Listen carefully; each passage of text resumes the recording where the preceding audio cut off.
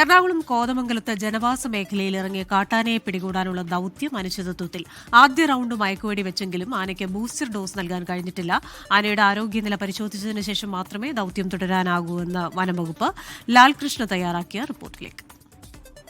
കഴിഞ്ഞ 3 ആഴ്ചയായിട്ടാണ് കാട്ടാനയുടെ ശല്യം ഈ പ്രദേശത്ത് വളരെ രൂക്ഷമായി തുടങ്ങിയത്. അതിന്റെ അടിസ്ഥാനത്തിലാണ് ജനകീയ പ്രതിഷേധമടക്കമുള്ള കാര്യങ്ങൾ ഉണ്ടാവുകയും വനം മന്ത്രിയുടെ നേരിട്ടുള്ള ഉത്തരവിന്റെ അടിസ്ഥാനത്തിൽ ആനയെ മയക്കുവെടി വെച്ച് റേഡിയോ കോളർ ഘടിപ്പിക്കാം എന്ന തീരുമാനത്തിലേക്ക് എത്തുകയും ചെയ്തു. പക്ഷേ ഇത് പൂർണ്ണ തോതിലേക്ക് എത്തിയില്ല എന്ന് തന്നെ പറയണം. രാവിലെ 8:15 കൂടിയാണ് ആദ്യഘട്ടത്തിലുള്ള മയക്കുവെടി വെച്ചത്. ഒരു റൗണ്ടാണ് വെടിവെച്ചത് എന്ന് വനം വകുപ്പ് തന്നെ പറയുന്നുണ്ട്.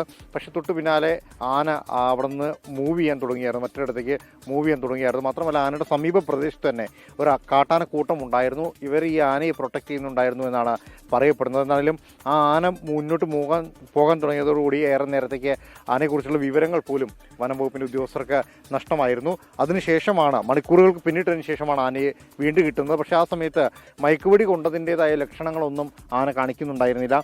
അതിൻ്റെ അടിസ്ഥാനത്തിലാണ് ബൂസ്റ്റർ ഡോസ് കൊടുക്കാം എന്ന തീരുമാനത്തിലേക്ക് പോയത്. പക്ഷേ ആ സമയത്ത് ആനയുടെ ആരോഗ്യം തന്നെയാണ് വലിയ വെല്ലുവിളിയായിട്ട് നിൽക്കുന്നത്. കാരണം കഴിഞ്ഞ ഏതാനും ദിവസങ്ങളായി കൃത്യമായി ഭക്ഷണം എടുക്കാൻ കഴിയാത്തൊരു ആനയാണ്. ആനയുടെ വായ്ക്ക് തന്നെയാണ് വലിയ പരിക്ക് പറ്റിയിരിക്കുന്നത്. അതുകൊണ്ട് തന്നെ ഭക്ഷണം എടുക്കുന്നതിൽ വലിയ ബുദ്ധിമുട്ടുണ്ടായിട്ടുണ്ട്. ജനവാസ മേഖലയിൽ ഇറങ്ങി ചക്ക പോലുള്ള ആഹാരങ്ങളാണ്, അതായത് പെട്ടെന്ന് കിട്ടുന്നതും പെട്ടെന്ന് കഴിക്കാൻ കഴിയുന്നതുമായ ആഹാരങ്ങളാണ് ആന ഉപയോഗിച്ചുകൊണ്ടിരുന്നത്.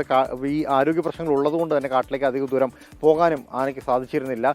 ഈ പശ്ചാത്തലത്തിൽ ആനയുടെ ആരോഗ്യസ്ഥിതി പരിഗണിച്ച ശേഷം മാത്രം ഇനി ദൗത്യം മുന്നോട്ട് കൊണ്ടുപോയാൽ മതി. അതായത് ബൂസ്റ്റർ ഡോസ് നൽകണമോ, ആനയെ മയക്കുവെടി വെച്ച ശേഷം റേഡിയോ കോളർ ഘടിപ്പിക്കുന്ന അടക്കമുള്ള കാര്യങ്ങൾ വേണമോ എന്ന കാര്യം തീരുമാനിക്കപ്പെടുകയുള്ളൂ. എന്താണെങ്കിലും ആനയുടെ ചലനങ്ങളാണ് ഇപ്പോൾ നിലവിൽ ഒബ്സർവ് ചെയ്തുകൊണ്ടിരിക്കുന്നത്. സാഹചര്യം ഒത്തുവന്നാൽ, ആനയുടെ ആരോഗ്യം പരിഗണിച്ച് സാഹചര്യങ്ങളെല്ലാം അനുകൂലമാവുകയാണെങ്കിൽ ബൂസ്റ്റർ ഡോസ് നൽകാം എന്നാണ്. ഇല്ലെങ്കിൽ ദൗത്യം നാളെ തുടരാം എന്ന തീരുമാനത്തിലാണ് നിലവിൽ വനം വകുപ്പുള്ളത്.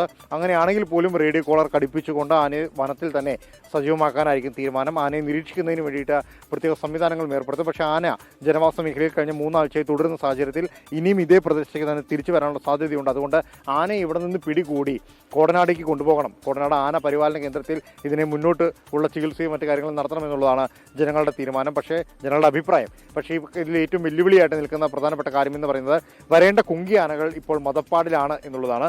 അതുകൊണ്ട് തന്നെ ആനയെ ഇവിടെ എത്തിക്കാൻ, കുങ്കിയാനകൾ ഇവിടെ എത്തിക്കാൻ സാധിക്കില്ല.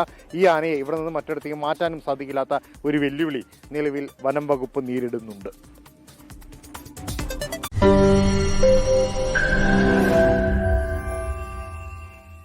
ലോകത്തെവിടെയായാലും ഏത് സമയത്തും 24 വാർത്തകളും ഓഗ്മെന്റഡ് റിയാലിറ്റി പാക്കേജുകളും എക്സ്പ്ലെയിനറുകളും വിശദമായി കാണാൻ ഞങ്ങളുടെ യൂട്യൂബ് ചാനൽ നിങ്ങൾക്ക് സബ്സ്ക്രൈബ് ചെയ്യാം.